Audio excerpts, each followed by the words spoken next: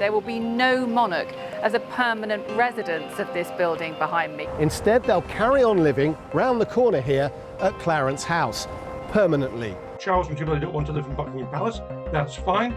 But what should happen is it should be open 12 months a year to the public. It's the first time that the publication of the royal accounts has included the amount of tax paid by a British monarch.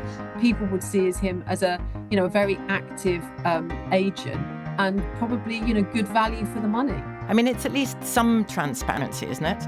It's more translucent. Well, we're looking at the royal finances and what we've learnt from the latest royal accounts. Let's start with Buckingham Palace, the ultimate symbol of the British monarchy. It's undergone a 10-year refurbishment costing hundreds of millions of pounds, but the King and Queen won't be moving in. Our royal correspondent Daniela Ralph can explain. So why aren't the King and Queen moving into Buckingham Palace, especially as almost £370 million of public money has been spent refurbishing it? Well, ultimately, it's a really personal decision. The King and Queen just don't want to live above the shop. They prefer to stay at Clarence House, where they have lived for more than 20 years, just across the road from the palace here. It is smaller and it is more private. Now, some people may think spending all of that money on the refurbishment is a waste of money if the King isn't going to live there. But his team say that this is a 300-year-old building. It desperately needed attention. And the work that has been done will ensure it is usable for years to come. And on the flag, the royal standard that we see flying above royal buildings when the King is in residence, well, that will still be flown here above Buckingham Palace, even though the King will be living at Clarence House. That won't change, but when he is in this area, when he is in London, the royal standard will still fly above Buckingham Palace. Well, the BBC spoke to people outside Buckingham Palace who gave their reaction to that news that no royals will be actually living inside. This is a monument, this is a staple, so I'm not coming here specifically because they live here. This is something that people come to when you come here, so I don't think it will change if they live here or not. Because it's just an empty building really, isn't it? And the royals aren't in there, so that's what people come to see. I feel like that's like most of the appeal for the visit. Yeah. Like palace, royals inside, kind of makes sense, but without it kind of, loses its magic. Well, joining me to answer some of your questions is our royal correspondent, Sean Coughlin. And Sean, where is Clarence House and what is the connection to the royals? That's what's being asked. Well, Clarence House is just around the corner from Buckingham Palace. It's just off the Mall. And even though it's a palace, perhaps it's more homely than Buckingham Palace. It's 200 years old. It's full of items which have been collected by the royal family over the centuries. It maybe is best associated with the Queen Mother, the late Queen Mother, who was a previous occupant. And it's somewhere where clearly King Charles and Queen Camilla now feel at home. And it's going to be their residence when they're in London. And it's one of a number of residences they have. You know, they also have Highgrove, and they also Balmoral and Sandringham. And St James's Palace is around the corner too. But in terms of London, their London base, that's going to be Clarence House. Sean, stay there. I'll be back to you in a moment. The King has become the first monarch to reveal their tax bill, showing he paid more than £12 million in tax for the 2024-2025 year. That places him among the UK's top 100 taxpayers for that year. Well, Dan Needle is the founder of Tax Policy Associates. He told Radio 4's Today programme more about how a monarch pays tax. The King is the Crown is the government. And so it's a legal and constitutional impossibility for the King to owe tax. But in 1992, there was a controversy about the amount that was spent on repairing Windsor Castle after the fire. And as a result of that, the Queen entered into a funny agreement with the government where she would voluntarily pay something kind of a bit like tax, but not really tax. They call it tax. It's not tax. Well, let's bring Sean back in. And Sean, how significant is it that the King has released this information? Well, I think it is quite significant, and it's part of a wider drive for more accountability and more transparency. We haven't known the amount of money paid by the King before, by his predecessors. No one else had declared it.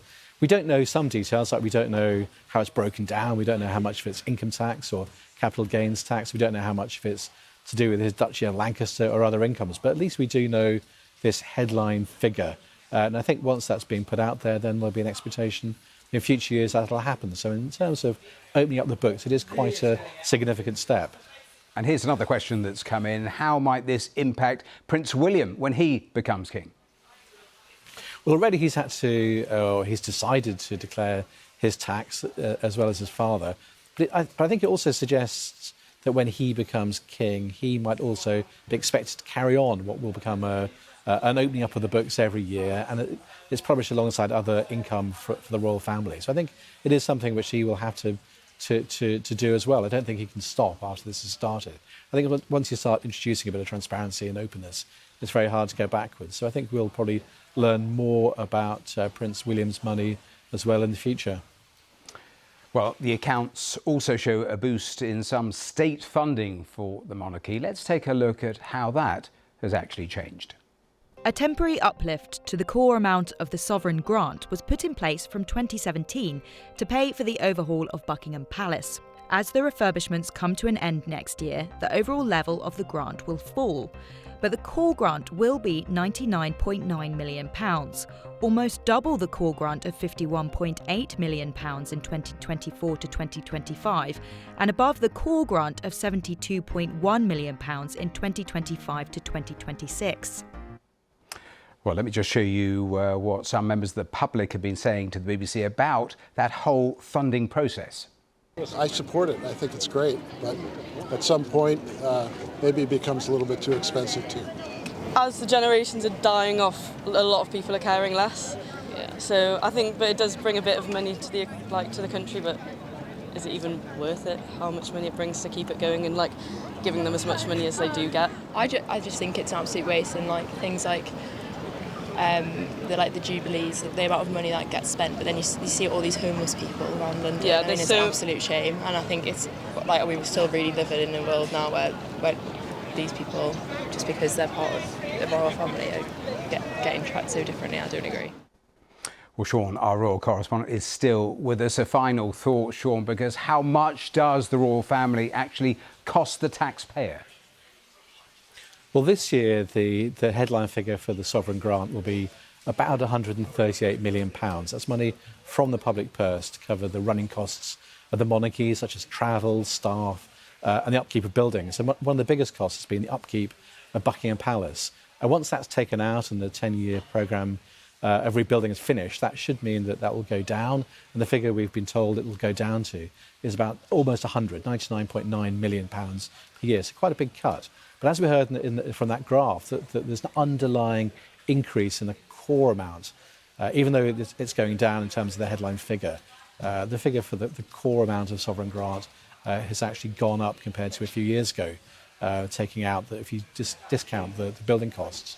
So I think that's on the sort of debit side. Also, we don't know other issues such as security. That's a figure that's not published, how much royal security costs. But in the other column, in the credit column, also you'd have to think about things about how much they bring in, and people often look to things like tourism, but also it might be the soft power. We saw King Charles in the US talking to Congress, and in terms of tariff arrangements or other economic wins that might come with an influential head of state. That's also harder perhaps to quantify, but certainly part of the equation. Sean, thanks for taking us through all of that, and that's all you need to know about the Royals' taxes.